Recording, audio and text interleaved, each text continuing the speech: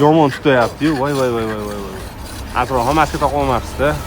Qo'qon shahrimizdagi yangi qurib bitkazilayotgan masjidlardan biri, ko'rishingiz mumkin. Xudo xohlasa faoliyatiga oz fursat qoldi va bizni sohamizdagi pol qismi kafel sokinlari Qo'shrobod bo'lgan va ko'rishingiz mumkin ustalarimiz ushbu sokinlarni yuvish jarayonidalar. Biz ximikat berganmiz ushbu masjidimizga, ko'rishingiz mumkin.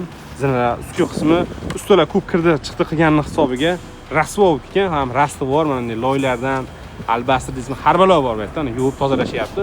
Zinasini ustki qismini yuvib bo'lishdi. Sokinlarni ham yuvib bo'lishgan, ko'rishingiz mumkin. Mana bunday sokinlar abgor ahvolga kelib ketgan, chunki ustalar ko'p ishlagan bu yerda, jarayon ko'p bo'lgan, ko'rishingiz mumkin. Aytishingiz mumkin, eski sokinlarni xarob bo'lib ketsa yuvilardi, yangi sokinlarni ham yuvsa bo'ladimi deyishingiz mumkin. Vaziyatdan kelib chiqib yuvsa bo'lardi, ko'rishingiz mumkin. Farq yaxshigina bor. Shuni hisobiga yuvmasa bo'lmaydi. Juda ham ustalar ko'p ishlagan hisobiga jarayon katta bo'lib ketgan va kirlar eskirib ketgan. Choklarni qaranglar, sho'rlar ham chiqib ketgan. Sementni izlari juda ketishi qiyin. Qaranglar, chotga o'lyapti. Oddiy mana bu sokil bilan mana bu sokilning farqida o'zi farqi yaxshigina bor. Agarda siz ham sokil qismingizdagi yoki pollaringizga ximikatlar kerak bo'lsa, tozalash uchun bemalol chiqarasizlar. Har qanday ximikatlar qo'limizdan kelgancha topib beramiz.